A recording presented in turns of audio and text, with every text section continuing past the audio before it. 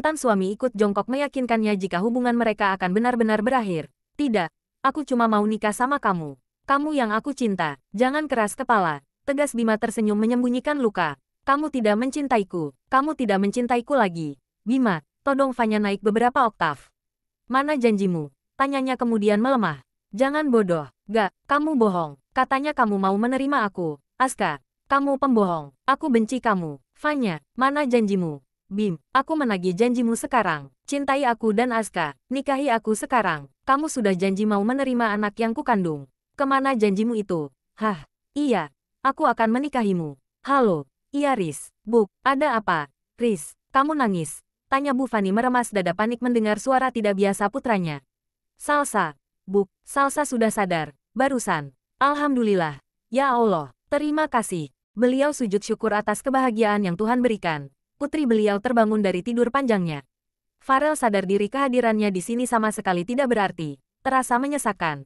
Ia memutuskan untuk kembali pulang tidak kuat hati lebih lama melihat kedua sejoli di depannya.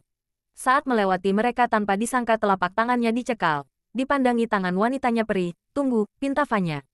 Kita tetap orang tuanya Aska. Kita masih bisa membesarkan Aska. Maaf aku tidak bisa. Melihat sorotan harap Fanya hatinya tersentuh pilu. Tidak bisa marah lebih lama tapi ingatannya kembali teringat wanitanya menerima pinangan orang lain. Diusap rambut Fanya yang terbungkus kerudung tersenyum tulus mencintai sebelum melanjutkan langkah. Jangan marah. Dia mengangguk tersenyum terpaksa. Tenang saja.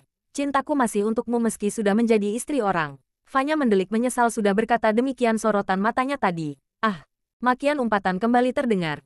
Tidak cuma itu buku jurnal Pak Hamdi melayang mengantarkan kepergian Farel yang berlari tertawa kencang. Bibir boleh tertawa. Hati. Bima juga izin pulang tidak baik jika terlalu lama bersama ingin segera mengabarkan kabar gembira ke kedua orang tua. Keluarga Bu Fani lekas kembali ke rumah sakit diantar keluarga Pak Hamdi. Salsa, pekik Bu Fani terharu melihat putrinya yang kemarin masih terus berbaring dengan mata tertutup sekarang putri bungsu duduk bersandar di dada abangnya yang sedang menguncir asal rambut panjangnya.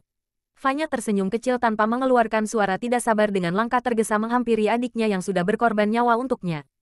Fanya hati-hati, perutmu masih luka, peringat Pak Hamdi baru masuk. Rasa nyeri kembali terasa di jahitan itu. Fanya mengurangi laju jalan dipegang perut yang terasa berdenyut. Dihapus kasar air mata menggunakan punggung tangan dan tangan satunya meraih telapak tangan Salsa. Kamu itu kalau tidur tahan banget. Gak ingat mbak. Lukamu masih sakit, tanya Fanya yang terus terisak. Adiknya mengangguk. Tidak kuat menahan langsung dihambur Salsa tapi tidak berani mim asteris luk rapat takut mengenai luka yang menganga. Bu Fani menge asteris kap dahi Salsa bahagia. Kedua putrinya kini sudah bersamanya lagi. Faiz mendapat kabar istrinya siuman lantas berlari menuruni tangga sembari menggendong Caca di lengan mencari keberadaan ibunya. Putrinya sudah lama diizinkan pulang tapi Caca seperti enggan berpisah dengan sang ibu. Saat dipaksa keluar kamar sudah menangis histeris mencari ibunya. Namun, harus bagaimana lagi tidak baik untuk kesehatan Caca jika terus ikut menunggu ibunya di rumah sakit. Terpaksa Faiz memaksa mengalah mengajak pulang ditemani Bu Rumi biar untuk sementara istrinya ditemani kakak lelaki serta ipar meski drama berkepanjangan berlanjut. Di rumah Caca lebih banyak merajuk menangis tidak jelas hanya mau bersama ayahnya menyulitkan Faiz meninggalkan sebentar putrinya. Cuma bisa menemani si istri jika malam saja itu pun tidak bisa sampai pagi pasti Caca terbangun dari tidur sudah mencarinya lagi. Sesampainya di rumah sakit lekas ia berlari melewati koridor-koridor rumah sakit untuk sampai ke tempat istrinya dirawat. Langkahnya terhenti kedatangannya disambut seutas senyum Salsa yang sedang dalam pasteris lukan ipar tanpa suara.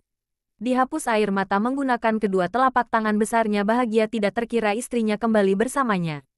Fanya mengundurkan langkah memberi ruang Faiz bertemu adik perempuan. Faiz menangkap kedua pipi istri memandangi dengan mata berkaca-kaca menahan tangis. Semua telah berakhir.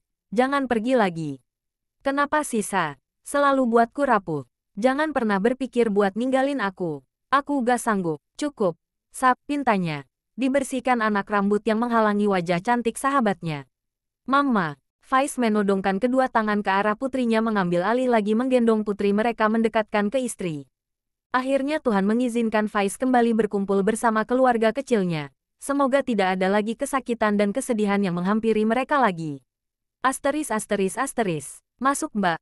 Salsa di dalam. Sambut Faiz ke ipar perempuan yang dibalas hanya dengan senyuman dan anggukan. Dara datang bersama Abah.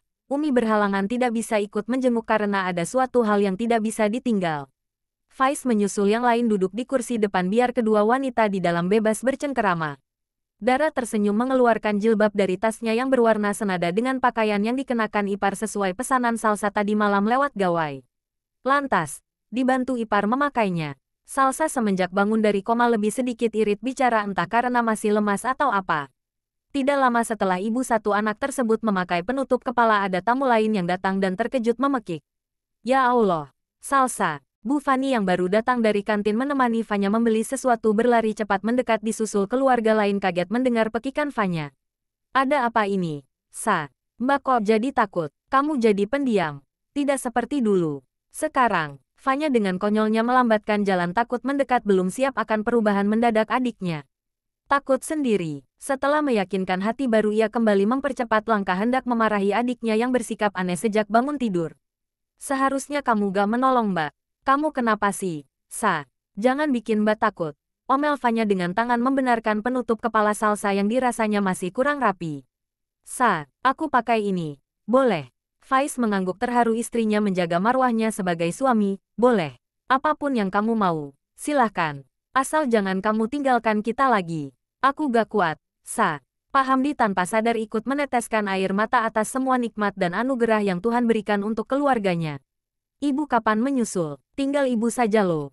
Goda Aris merang asteriskul ibunya dari samping. Sekarang, masak iya. Putri-putri ibu berkerudung ibu gak? Serius? Bu, tanya Pak Hamdi antusias. Nduk, kerudung buat ibu masih ada. Dara mengangguk mengambilkan satu jilbab segi 4 lagi untuk dipakaikan ke mertua.